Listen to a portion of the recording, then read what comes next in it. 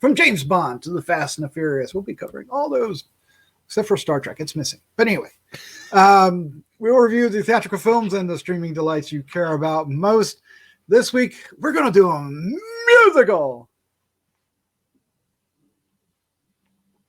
Okay, the music doesn't start. I don't know what happened. All right, we're doing In the Heights, which came out in 2021, and I am Doc Rotten. Joining me tonight are the Slattman. How you doing, sir? Good. Just, thinking about what I'd do with 96,000. Sing a song in a pool. Yes. 96,000. It doesn't seem like it goes as far as I want it to. That's sure. No, it doesn't. It doesn't. It'd be interesting. I'm curious about tonight because I guess the closest thing to a true musical that we've covered is perhaps Anna and the Apocalypse, maybe, or we covered a true musical called Hamilton last year. Oh yeah, that's right. We did do, and that's even more of a musical than this because that one was on stage. That was literally one. Yeah. Frozen 2.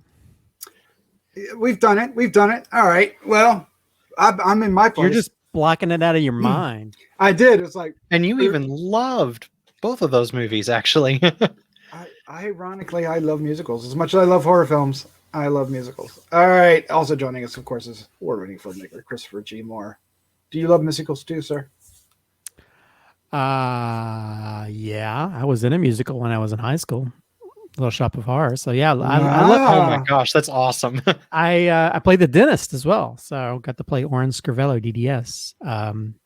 I mean, I will say I don't.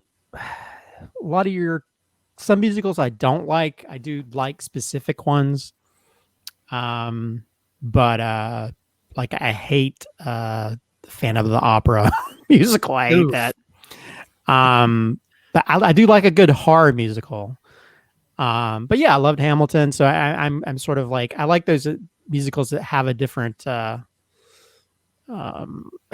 way of telling the story and stuff. It isn't traditional, like When You're a Jet, type stuff. Yeah, we'll be doing that later in the year too. So here's the real question. Cats, good or bad? There's only one correct answer. Are you talking about the butthole cut or the non? Oh, now stop, you guys! Oh my god! Oh, the butthole cut. Just saying. You are just saying. Why are you doing that? Here I am going to admit. The director that directed this also directed Step Up 3D. Yeah. And did he do The Streets as well? I don't know. I just know he did one of the Step Up movies, which he did. Step Up too. Definitely played into the physicality of this. So yeah. I will admit that I love those movies too. The Step Up movies. That is, yeah. Isn't that sad? That is so sad. But they're no Breakin' or Breakin' 2 Electric Boogaloo. But yeah, we might have words about that. All right, what we're going to do tonight after we. Blah blah blah blah. We're going to give our first impressions for In the Heights, not Into the Heights, In the Heights, and then we're going to talk about it. During that time, we'll get into spoilers. If you haven't seen the play or the movie, we're going to give it all away, and then we're going to wrap things up with our final thoughts, our score 1 to 5, and our favorite scene. Let's take a look at the card. It is In the Heights, Warner Brothers, available in theaters and HBOMax, June 11th, 2021.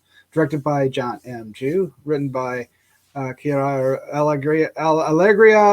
Who it is? Oh my god, this is going to be a rough we need night. Vanessa for this. We certainly did. Based on the musical stage play by Lin-Manuel Miranda, the cast includes Anthony Ramos, Corey Hawkins, Leslie Grace, Melissa Barrera, Olga Merides, Jimmy Smits with an X. Holy cow, Jimmy! How'd you get the X in there? That's a Z. Gregory Diaz IV, Daphne Ruben Vega, Stephanie Beatriz, Dasha Polanco, Dasha. How do you pronounce her name? Polanco. This is the girl from Orange Is the New Black. And she's cool. All right, Lin-Manuel Miranda and Mark Anthony. Film version of the Broadway musical in which Usnavi, a sympathetic New York bodega owner, saves every penny every day as he imagines and sings about a better life. It's a musical, so there's a lot of singing. Matter of fact, there's this is one of the musicals where it's primarily music, and only ever so often do we stop long enough to have dialogue. It's fairly interesting in that way. Let's get into our first impressions. You know what? We're going to break tradition here, and Christopher, you are going first. Well, I loved it. I mean, I will say it's not a perfect movie. There's a few disconnected parts of the plot and scenes, but I think once when it kicks in and you start meeting these characters and just some amazingly choreographed and visually kinetic dance sequences, everything from like almost like a contemporary version of Busby Berkeley routines in a pool to like gravity defying dancing on the outside of a building, which actually takes a lot. What was it? The music video Dancing on the Ceiling. Yes, I forgot what there's an old musical where they did that first time where they rotated the set for him to dance in. So this almost feels like a contemporary version of that as well. So you have a lot of these really interesting sequences, and then different music numbers. There's even a Star Wars reference, which made me happy. And I don't know if you guys called it the little Hamilton reference in one part that made me laugh out loud. I think the main thing is like, with all the misery in the world and all the negativity that's going on, this was a breath of fresh air, a breath of fresh positivity.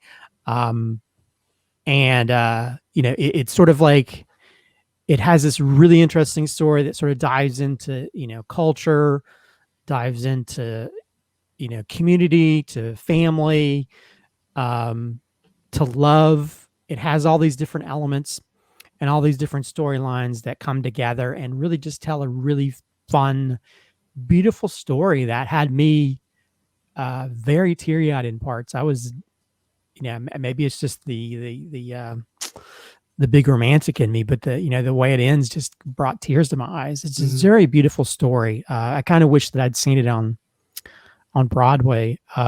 But yeah, I think it's a really wonderful story, and it does have its issues story-wise that felt kind of disconnected in a few places, but overall I just loved the performances. It's one of those films that felt like we were just peeking into part of New York City, with Washington Heights and stuff. It felt like we were peeking into that specific places, and it felt natural. A lot of the music numbers, how they came about, and I love that it. I don't know how much they changed from the original, but there's like everything from, like I mentioned, a Star Wars reference to a John Wick reference. And so I heard the John Wick one, yeah. And so I kind of like that, those little contemporary winks. So yeah, I loved it a lot, and I love that it didn't try to this is not a phrase, Englishize a lot of it. There's parts of it where they just speak fluently in Spanish in different parts, and it's not all about trying to make it just everything English. There's songs that are much of it in Spanish, I'm sure, like the original play. So yeah, I loved it. And Melissa Barrera is my new crush. There you go. My long never-ending crush list. I loved her part, and I also could relate to that as well, her being like an artist and stuff. And because I think even being a white guy, I could relate to a lot of the situations of like trying to get your foot in the door, make that a kind of impression as an artist. So I could relate to that. So yeah, I loved it. This brought a smile to my face and made me have happy tears by the end of it. Yes, there are crying tears, straight up crying tears in the middle of it too. Oh, that too, yeah. Word of warning there. Slattman, you're up next, sir. What was your first impression of In the Heights? Before I get to my first impression, one of the things that I think you'll find very funny that they actually had to change is the lyrics to 96,000. One of the lyrics was, I'll be a businessman richer than Nina's daddy, Donald Trump and I on the links, and he's my caddy. They had to change that for obvious reasons to Tiger Woods. That makes sense. Yeah. Makes sense. Yes. Because he was not president when this was originally written, and yeah. So I really, really liked this. I thought it was a fantastic musical. I thought it was a good adaptation of a musical. I have one nitpick, and that one nitpick is because of the crazy choreography that looks so beautiful at times. A lot of times the lip syncing kind of falls flat during that, and you can kind of tell that the motions that they're doing, they shouldn't be able to sing the way that they're singing, and that took me out of it a little bit, especially knowing that this is based off of a real Broadway play where the choreography had to be built around, can the musician or the vocalist actually hit those notes smoothly during the choreography. But that's such a minor nitpick, really. But other than that, I loved it. I thought it was an excellent adaptation. I think the cast did an amazing job. I thought what was omitted didn't really hurt the story that much. I know, Christopher, you said that there were parts that kind of felt disconnected, but honestly, you're not missing a whole lot. So it kind of crescendos real fast story wise. So, and I think a lot of that is that Lin-Manuel. That's him. That's it. Yeah, he really wants you to relate to the character, so he spends a lot of time giving each character their time to shine. Usually a couple songs rather than just one big oomph. Thinking of Hamilton, it's like Angelica gets basically one song throughout the whole thing, but in this one you got our leads get multiple songs each that really gives them that oomph that you need to really relate to them in their situation. And I think they've done a very good job of allowing us to allowing that connection. And the other thing that I think that they did a really good job of is they really hit home the themes of the story, family, love, and most importantly, hope. And those really shined through in what was put on screen. And I really, really enjoyed it. And again, the choreography of a lot of the dance scenes was just jaw-dropping at times and just gorgeous. Yeah, I'm going to basically sing the same tune here. I really enjoyed this. I was eagerly waiting it. I knew very little about the play that it originated from, or the musical, and but it didn't matter. I was quickly sucked into the story. I really liked the characters. I think our new lead, who's taking over for Lin-Manuel, who was the lead in the original, which is about the only thing I know about the original, but Anthony Ramos, I thought he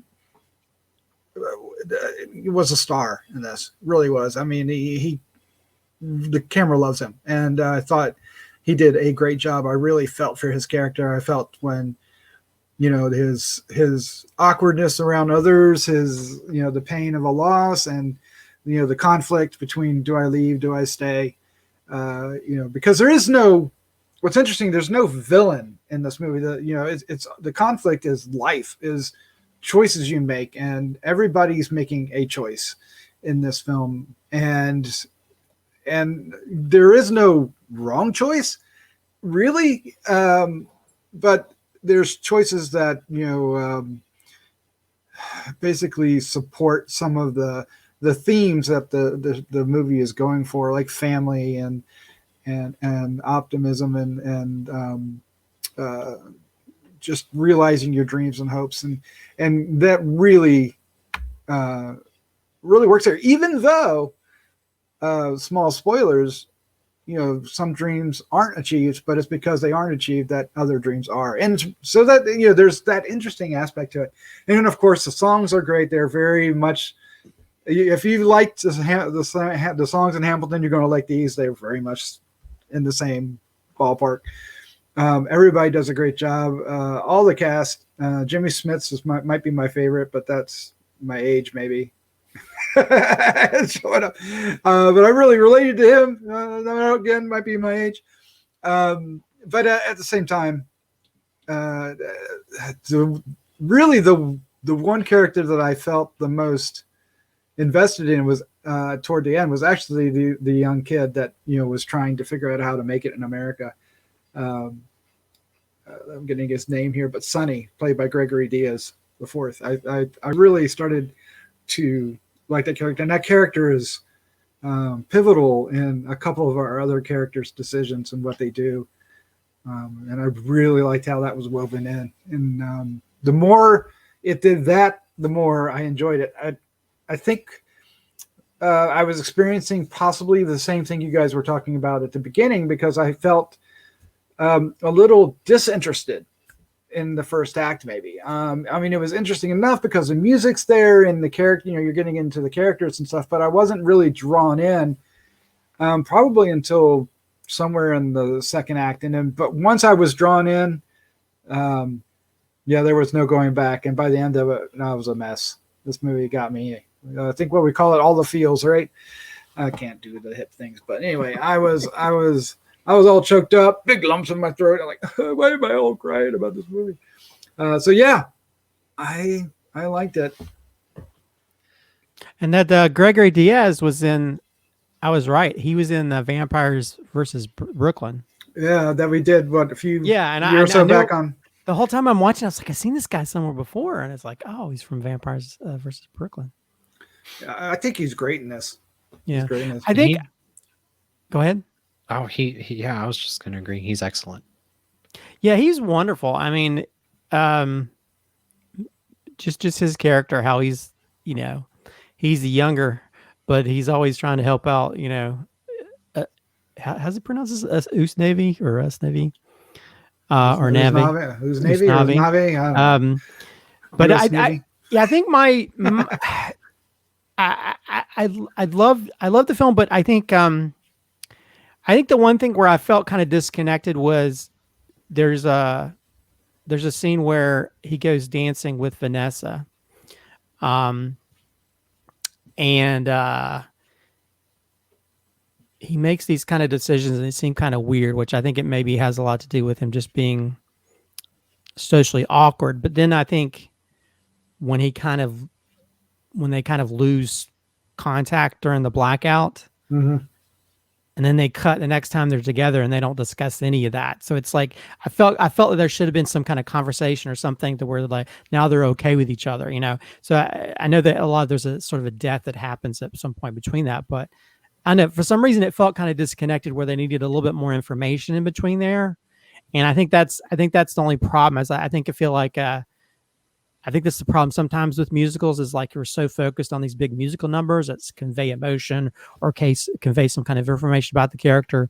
But then there needs to be some kind of, when it comes to the movie, there needs to be some kind of information that kind of like connects it to where, to me, there was like things like that felt kind of disconnected. And I think that a lot of times you find that when you're focusing on so many different characters. But that's the only thing that kind of threw me, because like I felt like there should have been something in between there. But maybe that's just me saying too much. But I mean, overall, I did love a lot of the characters. I loved a lot of the musical numbers. And I do find it funny that Slatman's like, the lip syncing or whatever. But then, people are like floating across buildings.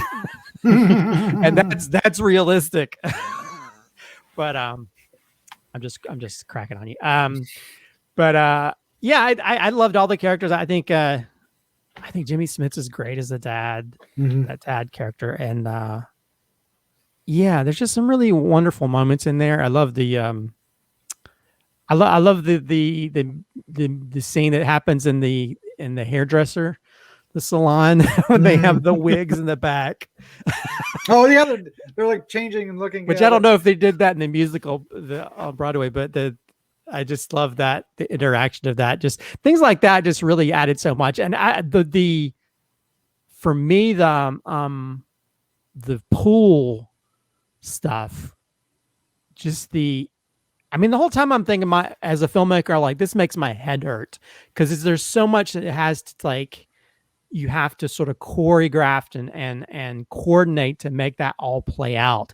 But in the pool scene, you've got like scenes where the camera goes underwater, and then people are doing dance moves underwater, and then the camera's above, and they all have to coordinate a certain way to where they create, in the same way which I mentioned, Busby Berkeley, where those are the famous old-time musicals where the camera would be above and the women would come out and they'd each jump into the pool. You had those specific segments where people are like rapping and singing on the water. I was like, all this, man. I mean, kudos to John Chu, who directed it, and also the actors and stuff, because I heard it was very tiring and rough on them. I mean, Jimmy Smits was talking about, like, there's the scenes where they had to work, and then even Vanessa was talking about, like, the whole nighttime scene with the club and stuff. They had to shoot; those are night shoots, so a lot of times they wouldn't get shooting until, like, it was getting close to the morning, and they had to get all this stuff in before the daylight came out. So, yeah, a lot of effort went into this, from the beginning to end, and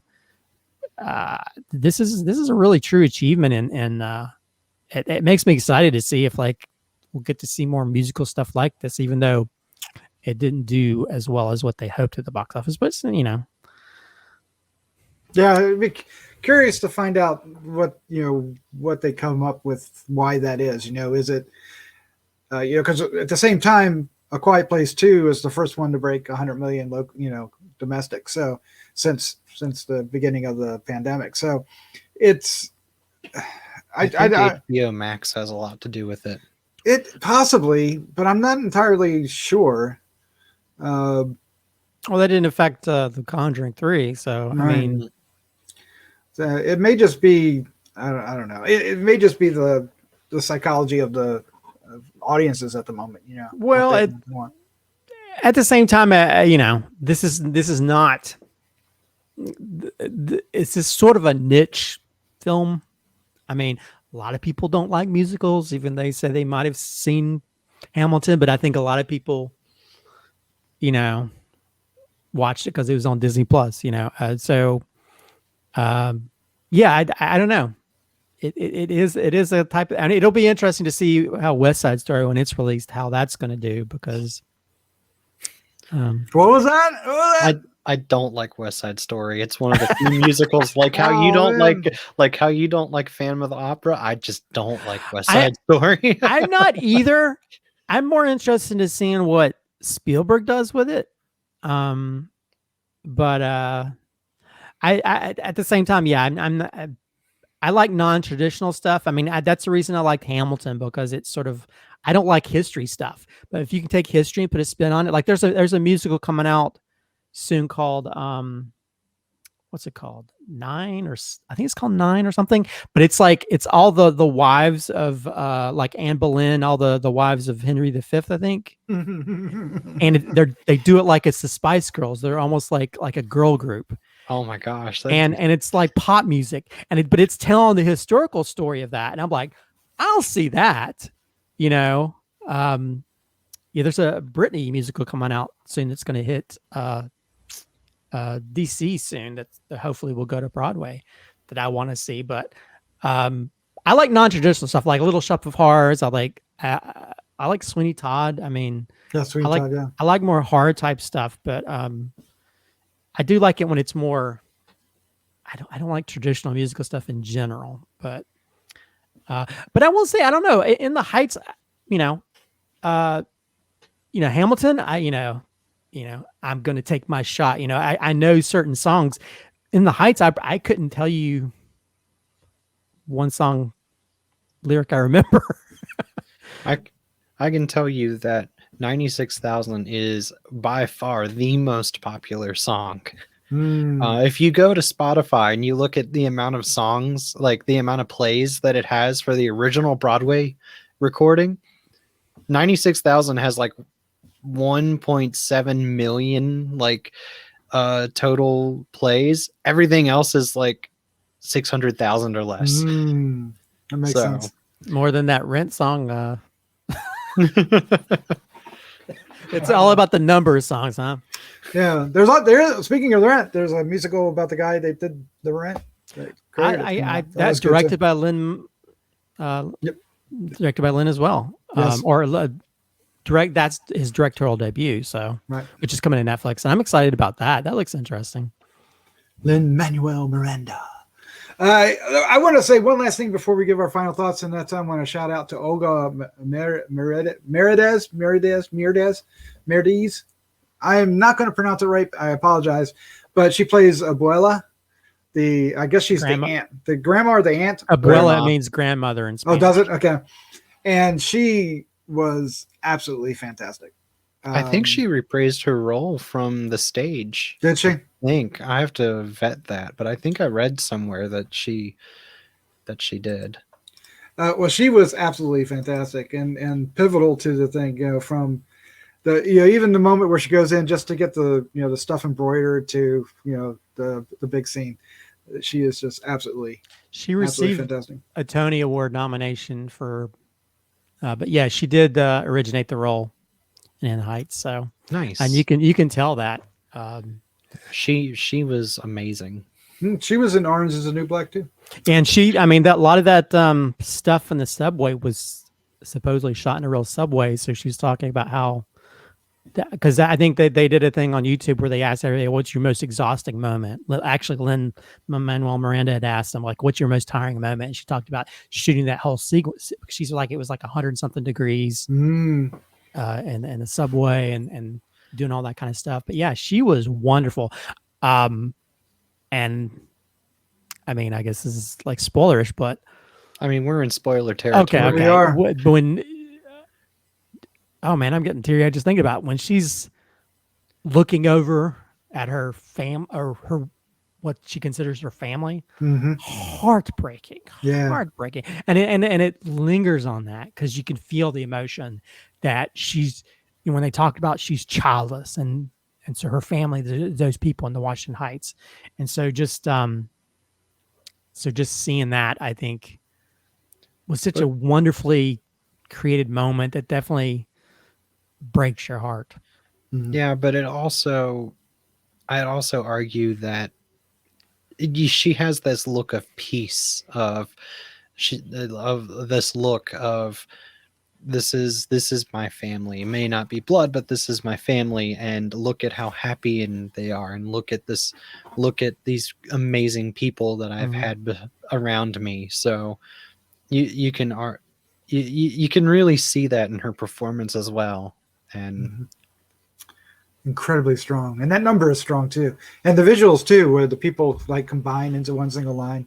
Really nice use of space and stuff. Interesting stuff. All right, so let's wrap this up. Let's give our final thoughts, our score 1 to 5, and our favorite scene. Might have just heard it for somebody for In the Heights. But before we do, if you are still listening, we want to thank you for hanging out with us. We hope you're enjoying not only this review, but other reviews we have on the site.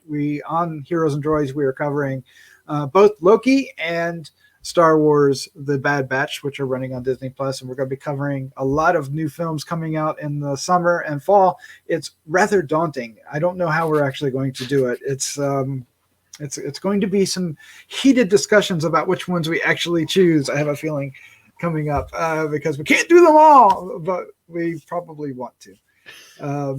If you would like to support us and help us out, hitting the subscribe button down below or sharing with a friend will do wonders. We'd love to hear your comments. What's your favorite character? What's your favorite song? We'd love to hear it. What's your favorite musical even? cool, let us know. Well, let's do it. Christopher, we're going to keep the same misorder, and you're going first. 1 second. Can I challenge you guys to come up with your favorite musical number and your favorite moment from the film?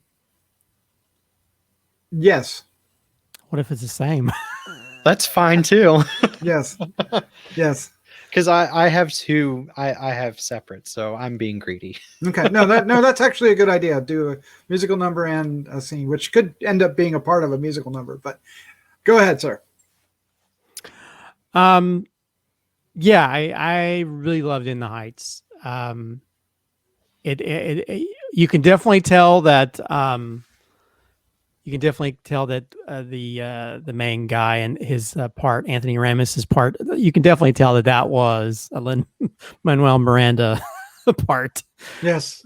Just the way it flows with the music and rapping and that kind of stuff. But yeah, I loved it. It definitely has that similar pattern to music and stuff that we found in Hamilton. So, but yeah, this film has a real heart to it. And it sings from the gut. You know, it does a great job of telling this story about this community of people, to where you care about them and you feel for them and you're happy for them and you're sad for them and whatever's happening, you can feel that. And it's just a beautiful story, and I think that this type of film we need more of. These sort of positive, affirming films, and I'm kind of excited that we have a little bit of possibly a renaissance with musical films in general that used to be very popular back in the day, and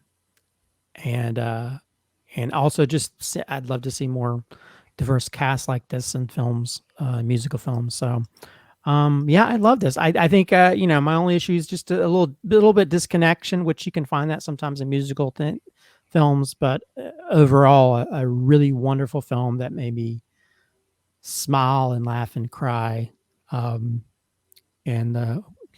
with a Star Wars reference as the cherry on top. Was that Obi-Wan? Obi-Wan, yeah. And the visuals on screen when the lightsaber. Oh my well, again, gosh. that I think that's the interesting thing. Is like I think most musicals in the past, it's like we're just dancing in this space. Okay, we're dancing this other space. We're dancing in this space, and in this one, it's like we're dancing in this environment. We have this other thing that has this bit in the environment. We have this where the environment rotates around us. I mean, there's like so many wonderful things they do in this, and it works so well. It's a beautiful film, and I'm really glad I got to see it. I'm actually looking forward to watching it again. I may even try to see it in the theater. But yeah, I'll give it a 4.5 out of 5. I think just a little bit of disconnection kind of knocked it for me giving it a full 5. If I'm going to do what the Slattman mentioned, I will say my favorite musical moment is the pool scene. Just all the amount of different things they had to do in that area using water and stuff. And by the way, I love how they integrate sounds. And I don't know if they did that in the original play, but I love how they integrate sounds, just people tapping on stuff or moving stuff. But yeah, a lot of the water stuff is just really cool and very memorable. And I love it when the little kid comes in rapping and stuff. Yes. And then he has that girl come out. I was like, "Hey, what you doing?" As for if I were to pick a specific scene, I will say it's the moment that Anthony Ramos's character has that revelation when he comes back into his store. Yes. I think that scene, just like even the Abuela scene, I think that scene is powerful because you can feel the emotion that even though he has what he feels is his happy place, or his I forgot the term he uses, his happiest moment in his life. I think he's found it, but it doesn't necessarily the way he thought that was going to turn out. But I think that revelation, just in you can see it in his eyes, and you feel it just watching him. You can feel the emotion swell over him, that he's found, his place of happiness where he's already created a home, and that's where he was, where he didn't have to go off back to Puerto Rico to find that. It's there in Washington Heights. So that would probably be my favorite scene. And the pool thing was my favorite musical part. But yeah, those are my two. That definitely are strong moments. All right, Slatman, you are up next, sir. Your final thoughts, your score, and favorite scene. This is an excellent adaptation of the musical. It's so well done. The acting is fantastic. The choreography, like I said, is gorgeous and amazing and jaw-dropping. The musical performances are very well done. Outside of the one nitpick that I mentioned earlier, I really enjoyed it. I felt sucked in from the first musical number until the credits. I felt sucked. I was hooked, and just I felt like there wasn't really much that took me out of it, and so I think that's a really good thing when it comes to any sort of medium, especially movies and musicals. I love what this movie is saying, as well, as far as the themes of the story, and it definitely got me, like, not even just like something in my throat, like slightly misty-eyed. Like there was full-on tears at the end. Like nice. it really hit me right in the feels. So it's gonna be something I come back to. I know it. I'm gonna give this one before I get to my score and favorite scenes, I just want to point out that you mentioned like them tapping on things and stuff. Because of that, I feel like this movie is so stylized and so cool in the way that it's stylized, because of the way that they, especially with the music, it interacts with the streets of New York and just the environment that they're in. It's so cool, like, for lack of better terms. I'm going to give this one also a 4.5. I really enjoyed it. And my favorite scene is my favorite music scene is probably when they're in the, is probably with the, not even really a music scene in terms of singing, but it's a dance number mostly. It's when they're in the club. Nice. And they're dancing all around the club, and the reason I love that so much, I'm just going to use that as my favorite scene because I have another favorite music number. All right, I love the way that scene is shot, because throughout all the chaos, especially if you've been to a club, you know how chaotic it can be and how easy it is to lose somebody within a crowd.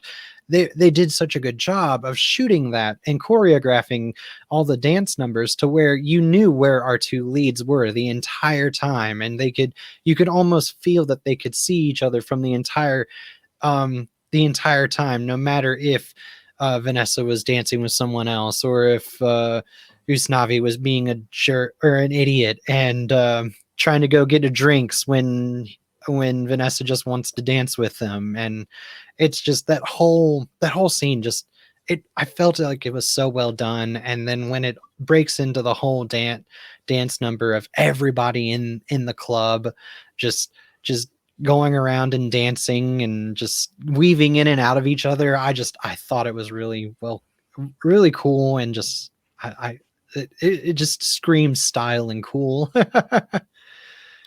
And my favorite music number, my favorite musical number isn't really it's more of what it means than the actual music, but it's the song that our two leads sing to each other when Vanessa comes to bring Usnavi the champagne. Yes. Yes. I feel like that there's so much emotion and there's so much fun between them at the beginning, but it really delves deep down into emotion, and really that's really the beginning of the turning point for our Anthony Ramos's character to stay. And it ends with such an emotional impact, but it's so fun throughout it. That song really like just sticks with me because of that. Very good. Yeah, I'll keep this to the quick. I really enjoyed this. I think it's very powerful. It surprised me how much it got and grabbed my attention and really jerked them tears, if you will. I was definitely choked up and ready to boohoo a lot at the end. Really got into the characters and got into their inner conflicts and the resolutions therein and the journey getting there. And of course, the music numbers are fantastic. Really am impressed with this, and I'll give it a 4.5 as well. My favorite musical number, there's two of them I'm thinking of, and I don't know how to. One of them's Abuela's song. I just loved what that meant. But it's also the most reserved of all the songs. It's not a big, huge musical number, even though there's people in the tunnels with her and they're doing cool things, and it's really impressive. And but the number that they sing at the end when you're right before the lights come back on, right, and it's all about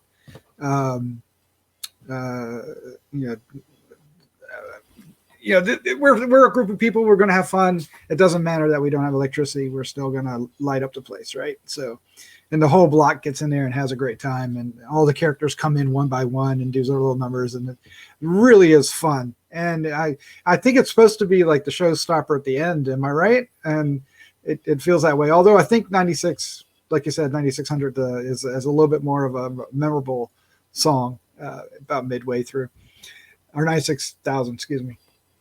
And my favorite scene, I have two of those as well.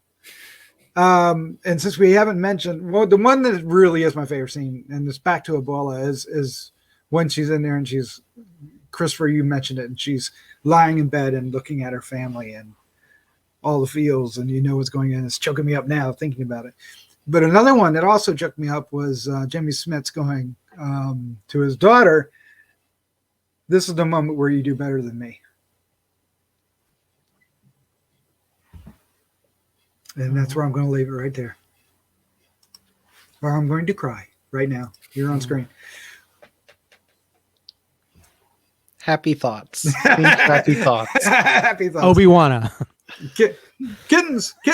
So I think we're all recommending In the Heights. It's out now in theaters, and maybe you can spike the numbers back up by going out to see it or catch it on HBOMax. It's fine. It plays that way too. But although I will say I kind of wish I watched it in the theater. I think it would be, although I think I might be, if I did watch it in the theater, I would be a big bag of tears at the end of the movie.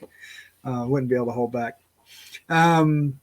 Really fun movie. It makes me looking forward to maybe more in the future. I know some people don't want West Side Story, but the moment they had that by Spielberg and all the shadows going over top of it, I was sold on that one just on visuals alone for West Side Story. So we'll see what that does. That's December, a long way away. But Slattman, Christopher, thank you for joining me. This was a lot of fun to talk about. Yeah, it was awesome. Thanks for putting it on the dock. Yes. This film was definitely Docket. a highlight of this year. That's for sure. Putting on the dock is on my head. Putting on the docket means it's on the schedule. Let's not make a musical about Doc, please. No. It'd be all puns. Oh, dad jokes. The punsicle. Why? All right, let's say good night. Good night. Good night. Good night.